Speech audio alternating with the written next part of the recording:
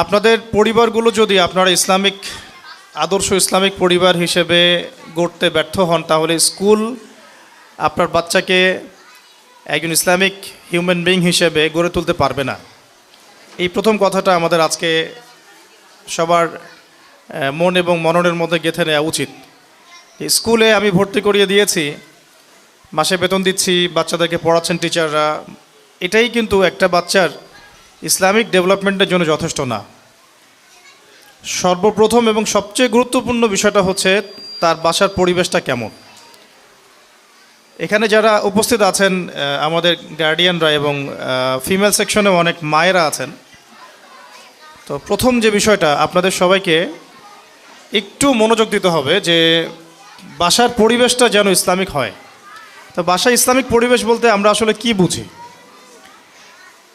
বাসায় ইসলামিক পরিবেশ বলতে আমার বাসার গঠন, আমার বাসার অভ্যন্তরীণ ডেকোরেশন, বাহ্যিক ডেকোরেশন, আমার বাসার ডাইনিং টেবিল, খাবার মেনু, নামাজ, তালিম, আমাদের ওয়াশরুম, আমাদের পিতামাতার মধ্যে সম্পর্ক, ভাই বোনদের মধ্যে সম্পর্ক, পিতার সাথে সন্তানদের সম্পর্ক, মায়ের সাথে সন্তানদের সম্পর্ক, পরিবারের রিজিকের উৎস এবং স্বামী স্ত্রীর অভ্যন্তরীণ সম্পর্ক, এই প্রত্যেকটা বিষয়ে ওতপ্রোতভাবে জড়িত আর কি।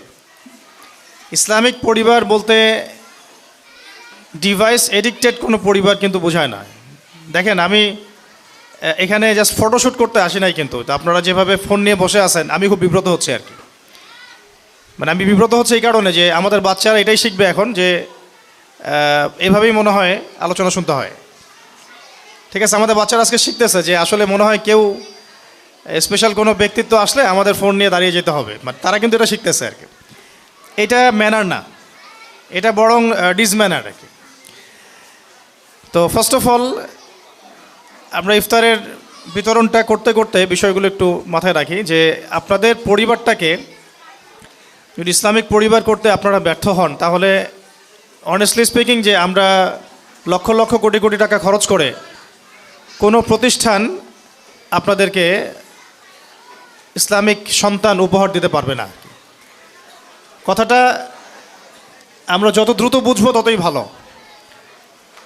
এখানে প্রতিষ্ঠান যতটা গুরুত্বপূর্ণ তার চেয়ে বেশি গুরুত্বপূর্ণ আপনার পিতামাতার সম্পর্ক এবং ইসলামিক ফ্যামিলির বন্ডিং। তো প্রথম প্রশ্নটা আমি ছুটতে চাই আপনাদের দিকে যে আসলে আমাদের মধ্যে সেই ইসলামিক পারিবারিক মূল্যবোধটা আছে কি না, এটা আপনাদেরকে খেয়াল রাখতে হবে। আল্লাহ পাক আপনাদেরকে ইসলামিক পরিবার গড়ে তোলার তৌফিক দান করেন। দ্বিতীয় বিষয়টা হচ্ছে যে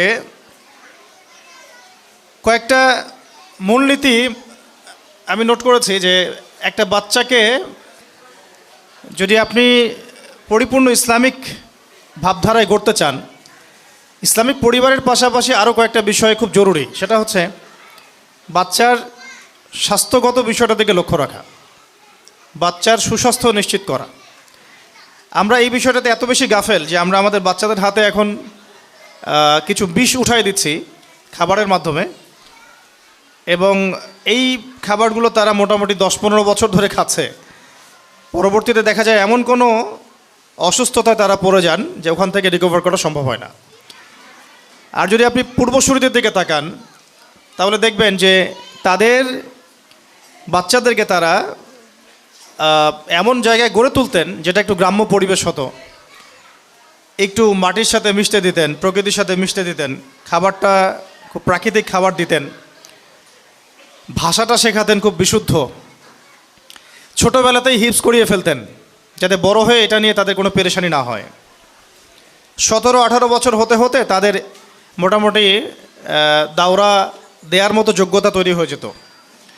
20 থেকে 25-এর মধ্যেই বড় বড় ইমামগণ ফতোয়া দিয়েছেন, ফতোয়া দেওয়ার যোগ্যতা অর্জন করেছেন, মুফতি হয়েছেন। এই প্রত্যেকটা বিষয় রিলেটেড আছে আপনার বাচ্চার সুস্বাস্থ্যের উপরে।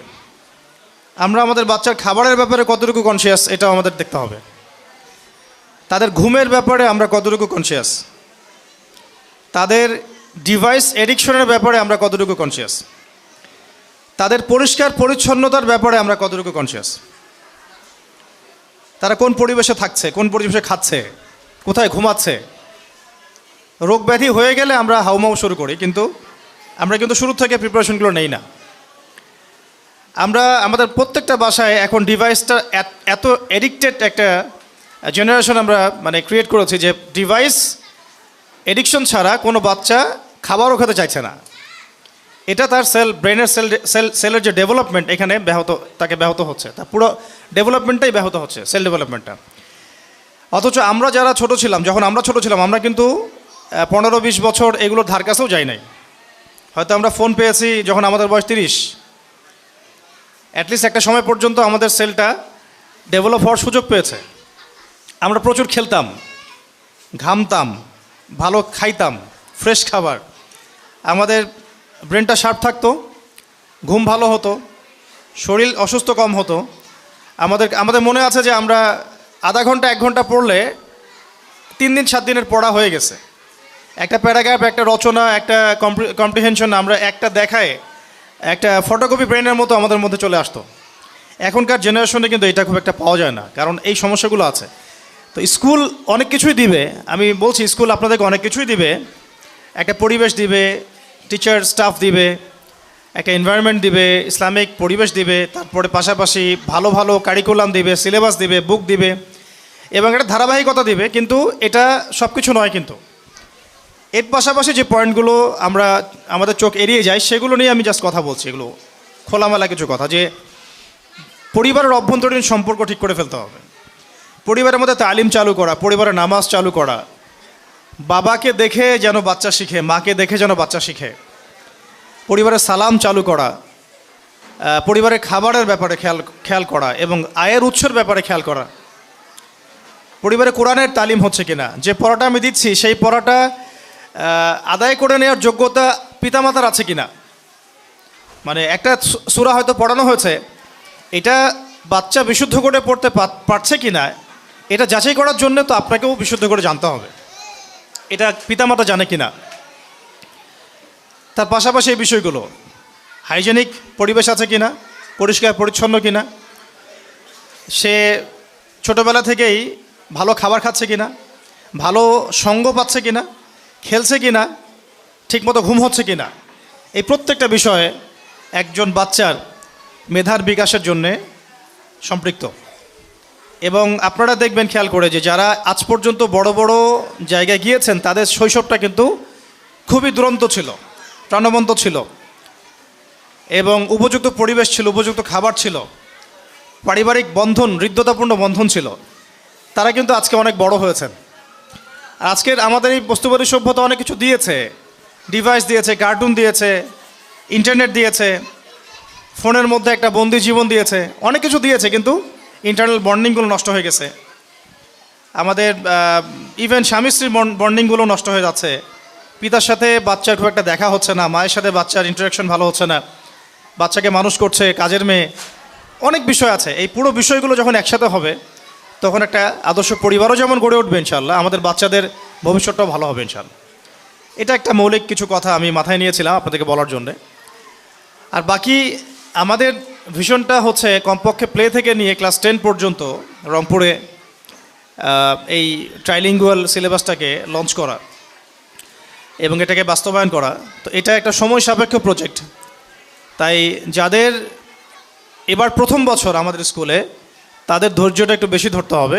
কারণ আমি একটা এক্সাম্পল দিলে আপনারা বুঝতে পারবেন, যে ধরেন আজকে আমাদের স্কুলে 100 জন বাচ্চা ভর্তি হয়েছে, তার মধ্যে 90 জন বাচ্চা এসেছে অন্য স্কুল থেকে। কেউ আমাদের স্কুলে এসে 3-তে ভর্তি হয়েছে, বা 2A বা 1-এ, যারা আমাদের স্কুল প্লে থেকে পড়ে নাই, আমাদের স্কুলে প্লে নার্সারি কেজি থেকে পড়ে নাই। তখন আমাদের স্কুলের ক্লাস 2-এর যে সিলেবাস, সেই সিলেবাসটা তার হজম করতে বা বুঝতে কিন্তু অনেক কষ্ট হবে। কারণ আমাদের স্কুলে প্লে থেকে বাচ্চাদেরকে কোরআন শেখানো হচ্ছে, এবং সে নাজেরা শিখে ফেলছে মাশাআল্লাহ ক্লাস 1-এর লেভেলে গিয়েই। ক্লাস 2-এর লেভেলে গিয়ে সে কিছু কিছু হিপস করা শুরু করছে। এখন একজন বাচ্চা যে অন্য স্কুল থেকে এসেছে, যার এই যোগ্যতা হয় নাই, সে যখন আমার স্কুলে ভর্তি হচ্ছে, আমাদের স্কুলে ভর্তি হচ্ছে, মানে আমরা খুব বিপাকে পড়ছি আর কি তাকে নিয়ে। তাকে যদি আমরা ওই লেভেলেই দিয়ে দেই, হিপসের লেভেলে, সে কখনোই পারবে না, কারণ সে এখনও আলিফ বা তাসাই পড়তে জানে না। তখন আমাদেরকে বাধ্য হয়ে আবার 2টা সেকশন খুলতে হলো, যে কারা কারা কোরআন তেলাওয়াত করতে পারে, কারা পারে না। এটাকে কেন্দ্র করে আমাদের সকালে 1.5 থেকে 2 ঘন্টা আলাদা সেশন করতে হচ্ছে। এই যে একটা সমস্যা, এই সমস্যাগুলোকে কভার আপ করতে আমাদের আরও মিনিমাম 2-3 বছর সময় লাগবে। একটা লেভেলে যাওয়ার পরে তখন আমরা পার্থক্য করতে পারবো যে সবাই সব ক্লাসের সিলেবাস মানে অ্যাবজর্ব করার মতো যোগ্যতা অর্জন করেছেন। এই জায়গায় গার্ডিয়ানদের আমি ধৈর্যের নসিহাত করতে চাই, একটু ধৈর্য ধরতে হবে এবং পড়াশোনার ব্যাপারে বাসায় বাচ্চার হোমওয়ার্কটা আদায় করার চেষ্টা করতে হবে এবং সেই হোমওয়ার্কটা আদায় করার জন্য আপনাকেও ওই অ্যারাবিকের যোগ্যতাটুকু অর্জন করতে হবে। এই জন্য আমরা আমাদের স্কুলের পাশাপাশি সেকেন্ড হাফে আপনাদের জন্য কোরআন শিক্ষার কার্যক্রম চালু করেছি, দিনিয়াত শিক্ষার কার্যক্রমগুলো চালু করেছি, পাশাপাশি মা বোনদের জন্য চালু করা হয়েছে আলহামদুলিল্লাহ। ঈদের পর থেকে এটা আরও বেশি প্রচারণায় যাবে ইনশাআল্লাহ তাআলা। আরেকটা বিষয় হলো যে আদব। আমরা একটু লক্ষ্য করছি যে আমাদের অনেকের মধ্যেই, স্টুডেন্টদের মধ্যেই অন্য স্কুল থেকে যারা পড়ে আসছে তাদের মধ্যে আদবের কিছু ঘাটতি দেখা যাচ্ছে, কারণ তারা ওই এনভায়রনমেন্টটা কখনো পায় নাই যে এনভায়রনমেন্টে তাদেরকে ইসলাম শেখানো হয়। এই জন্যে তাদের ব্যাপারে আমাদের টিচারদেরকে আমরা বলবো যে একটু সবর করতে হবে। অনেক টিচারকে আমি মানে পার্সোনালি বলেছি এবং এখন আমভাবে বলছি, স্টুডেন্টদের এই চাঞ্চলতা, দুষ্টামি, তাদের ইসলামিক নীতি নৈতিকতা, আদবের যে ঘাটতি, এই ব্যাপারটাতে শিক্ষকদেরকে অনেক বেশি সবরের পরিচয় দিতে হবে। এটা টিচারদের ব্যাপারে আমার একটা নোট ছিল বলার মতো। আর আমাদের মা বোনদেরকে একটা কথা বলবো যে বাবারা বেশিরভাগ সময় দেখা যায় ঘরের বাইরে থাকেন, জব সেকশনে থাকেন। তাই এই যে কথাগুলো আমি বললাম, ইসলামিক প্যারেন্টিং, বাচ্চার হোমওয়ার্ক চেক করা, তার ইসলামিক নৈতিকতা, তার খাবার, তার ঘুমানো, এই যে ওভারঅল সব বিষয়, এই বিষয়গুলোর জিম্মেদারির বেশিরভাগই মা বোনদের উপর বর্তাচ্ছে। যেহেতু বাবারা বেশিরভাগ সময় বাড়ির বাইরে থাকছেন, বাবাদের উপর বর্তাচ্ছে না এমন নয়, বিষয় বর্তাচ্ছে, কিন্তু যেহেতু চাকরি, ব্যবসা, রিজিক সব কিছু চাপ থাকে পিতাদের উপরে, এই জন্য আমাদের মা বোনদেরকে এই বিষয়ে বেশি অ্যাক্টিভ থাকতে হবে এবং পিতাদেরকেও বাচ্চাদেরকে, পরিবারকে সময় দিতে হবে। এবং সময় দেওয়ার জন্যে রমজান একটা উপলক্ষ হতে পারে, সামনে ঈদ একটা উপলক্ষ হতে পারে। প্রতিদিন অন্ততপক্ষে আধা ঘন্টা 1 ঘন্টা করে ঘুমানোর আগে হলেও বাচ্চাদেরকে সময় দেয়া, তাদের সাথে একটু ইন্টারেক্টিভ থাকা। আর যত বেশি আমরা বাচ্চাদেরকে সময় দিব তত বেশি আমাদের বাচ্চারা আমাদেরকে বন্ধু মনে করবে।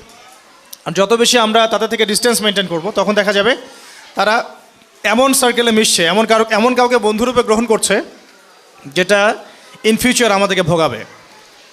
আর কিছু বিষয় আছে নোটস, এটা একটু অ্যাডাল্ট কথা, তারপর আমি বলতে চাই, যেহেতু এখানে গার্ডিয়ানরা আছেন। এখনকার যুগটা আর আজকে থেকে 30-40 বছর আগের যুগটাকে যদি আপনারা এক পাল্লায় মাপেন তাহলে ভুল হয়ে যাবে। এই যুগটা বেসিক্যালি পর্নোগ্রাফির যুগ, এই যুগটা মানে বেহায়াপনার যুগ, বেপর্দার যুগ এবং কোনো কোনো ক্ষেত্রে অবাধ যৌনাচারের যুগ, ফ্রি মিক্সিংয়ের যুগ। সব জায়গাতেই আমরা হয়তো বাইরে মুসলিম লেভেল নিয়ে আছি ঠিকই, কিন্তু আমরা জানি যে আমাদের ইন্টারনাল যে সোল, এটা কিন্তু করাপ্টেড হচ্ছে ডে বাই ডে এগুলোর মধ্য দিয়ে। তো আল্লাহর ওয়াস্তে এগুলোকে নেগলেক্ট না করা, এই বিষয়গুলোকে নেগলেক্ট না করা, এবং আমাদের বাচ্চারা আমাদের চেয়ে দ্রুত বড় হচ্ছে, আমাদের মেয়েরা আমাদের চেয়ে দ্রুত বড় হচ্ছে, এবং আমাদের সমাজটা যেহেতু করাপ্টেড এবং প্রত্যেকটা সেক্টর করাপ্টেড, আমি আজকে শুধু টাচ করছি সামাজিক নীতি নৈতিকতা জায়গাটুকুই, এটা করাপ্টেড। পর্নোগ্রাফি ছড়িয়ে দেওয়া হয়েছে, ব্লু ফিল্মস সবার ফোনে, ইন্টারনেটে চলে যায়, অ্যাক্সেস পাওয়া যায়। অ্যাডাল্ট্রি চলে আসে কার্টুনের মধ্যে, মুভির মধ্যে, নাটকের মধ্যে এবং সিনেমার মধ্যে, গানের মধ্যে। এই বিষয়গুলো লাগাম টেনে ধরতে হবে আপনাদেরকে বাসার থেকেই, এটা বাসা থেকে লাগাম টানতে হবে এবং আমাদের মেয়েদের ব্যাপারে খুব খেয়াল রাখতে হবে। বাসায় কাজিন ফ্রি মিক্সিংটা বন্ধ করে দেওয়া উচিত। আমাদের মেয়েরা 10 বছর বয়স হোক, 12 বছর বয়স হোক, তাদের দিকে আমরা যে দৃষ্টিতে তাকাই আর 10 জন মানুষ হয়তো সেই দৃষ্টিতে নাও তাকাতে পারে। এই জন্য বাসার সিকিউরিটিটাকে একটু স্ট্রং করা, বাসার পরিবেশটাকে, নীতি নৈতিকতাকে স্ট্রং করা, ফ্রি মিক্সিংটা বন্ধ করে দেওয়া, কাজিন এই বিষয়গুলো বন্ধ রাখা, অ্যাডাল্ট্রি তো মোটেই না করা, এবং বাচ্চাদের সামনে একটু খোলামেলা বিষয়গুলো ডিসকাস করা আর কি। আমি মনে করি বাচ্চাদেরকে এখন খোলামেলাভাবেই এই বিষয়গুলো বোঝানো উচিত, কোনটা গুড টাচ, কোনটা ব্যাড টাচ, কোন ইন্টারেকশনটা ভালো, কোনটা খারাপ, কোন আদরটুকু তোমাকে টিচার করতে পারবে বা আমি করতে পারবো, কোনটা করতে পারবো না, কোনটা তোমার প্রাইভেট পার্টস আর কোনটা তোমার নন প্রাইভেট পার্টস। এগুলো আসলে বাচ্চাদেরকে বোঝানোর দায়িত্ব কিন্তু এখন আমাদের নেওয়া উচিত। আপনারা দেখছেন সমাজের মধ্যে রেপ দিন দিন বাড়ছে, জেনা তো আগেই বেড়েছে, ব্যভিচার আগেই বেড়েছে, এখন রেপের সাথে ইভেন সমকামিতাও বাড়ছে। তো এইরকম একটা সমাজে আমরা যদি আমাদের মেয়েদেরকে, আমাদের ছেলেদেরকে মানুষ করতে চাই, খুবই ঈগল পাখির মতো ঈগল আইজ নিয়ে আমাদেরকে চলতে হবে। আমরা নিজেও খুব কনসিয়াস এগুলো নিয়ে। তো আমরা ইন ফিউচার প্ল্যান করেছি যে এরপর থেকে আমরা ছেলে মেয়েদের ক্যাম্পাসও আলাদা করে দেওয়ার চেষ্টা করবো ইনশাআল্লাহ। এটা আমাদের প্ল্যান আছে, এখন আমাদের সাধ্য নাই বিধায় আমরা এটা করতে পারছি না। আর একটু বলে রাখি, এটা যেহেতু কথা প্রসঙ্গ চলে আসছে, যে আমাদের রংপুরে স্থায়ী ক্যাম্পাস করার ফিকির। আমরা এরকম ভাড়ার ক্যাম্পাসে থাকতে চাই না বেশি দিন। আমরা চাই যদি আপনাদের মধ্যে বিত্তশালী যারা আছেন বা ইসলামিক মাইন্ডেড যে মানুষরা আছেন, যাদেরকে আল্লাহ পাক সামর্থ্য দিয়েছেন, তারা যদি সবাই হাত লাগান, আমরা রংপুর শহরে ইনশাআল্লাহ একটা পার্মানেন্ট ক্যাম্পাসের দিকে ফোকাস করতে পারি।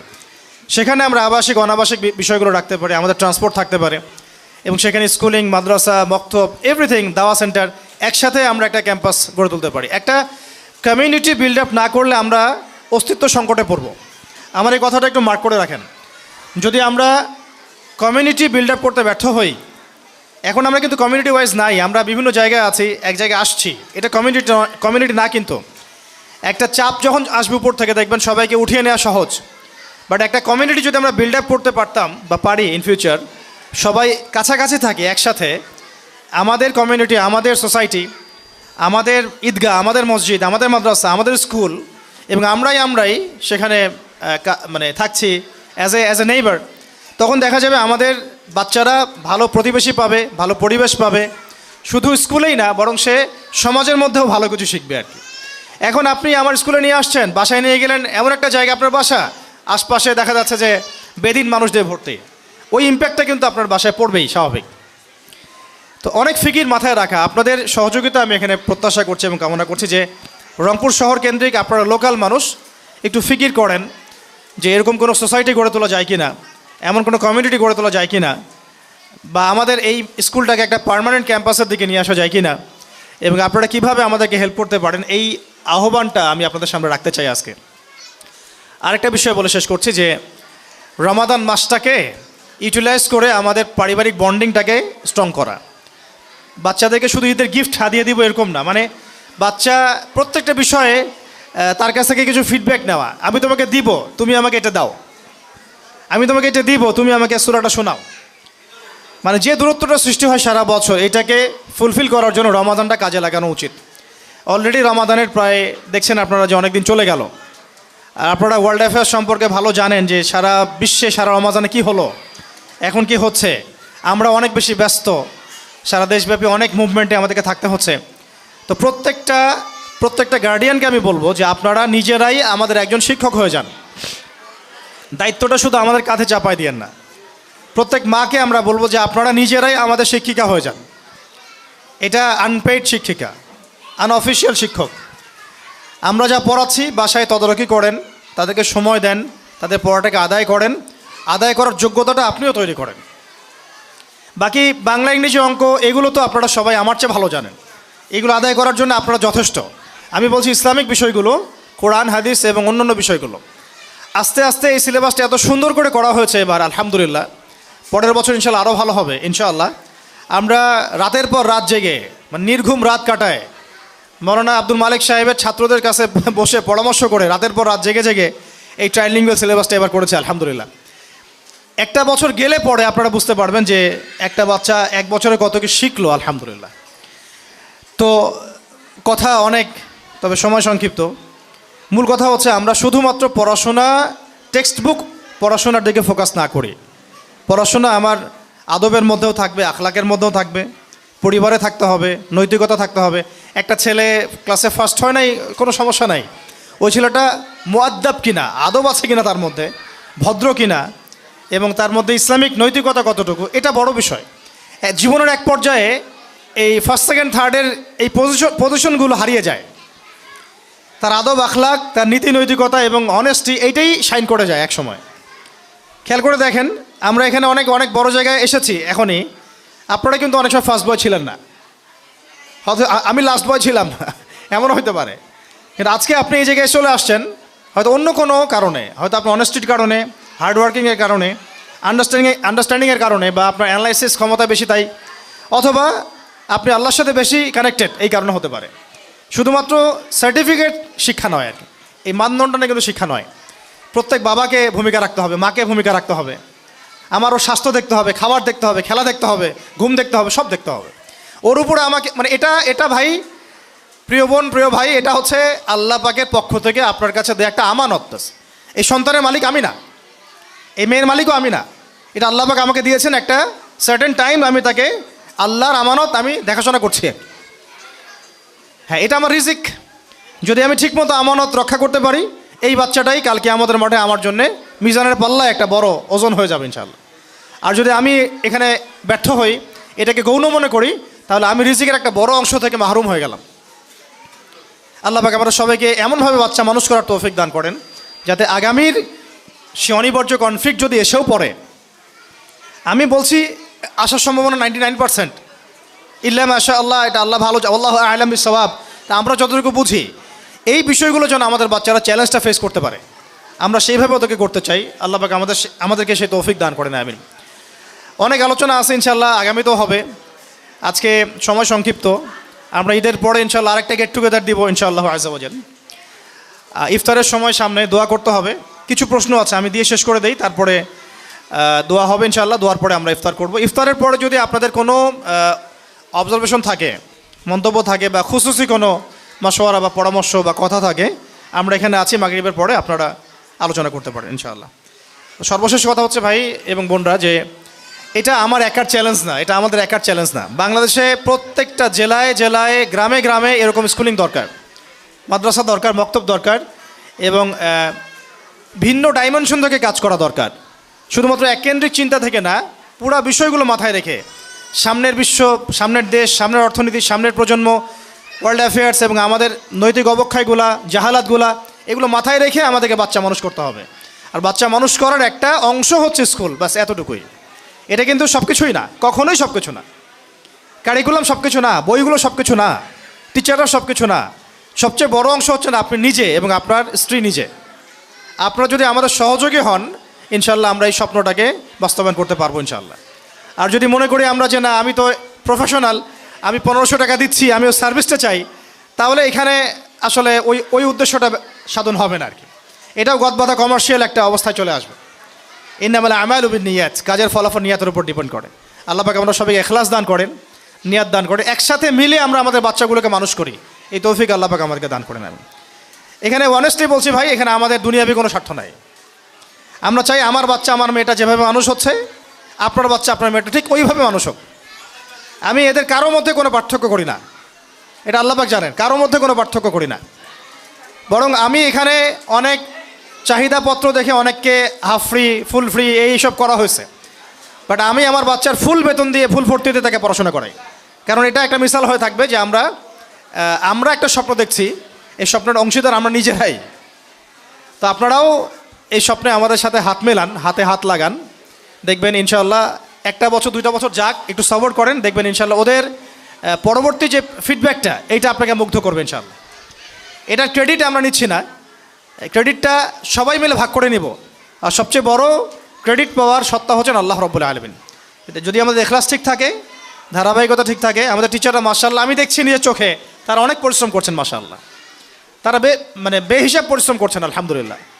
আমি চাই তাদের এই পরিশ্রমটা মূল্যায়িত হোক, তারাও ধরে রাখেন, এবং ত্রুটি বিচ্যুতি নাই আমি এটা বলবো না, অবশ্যই আছে।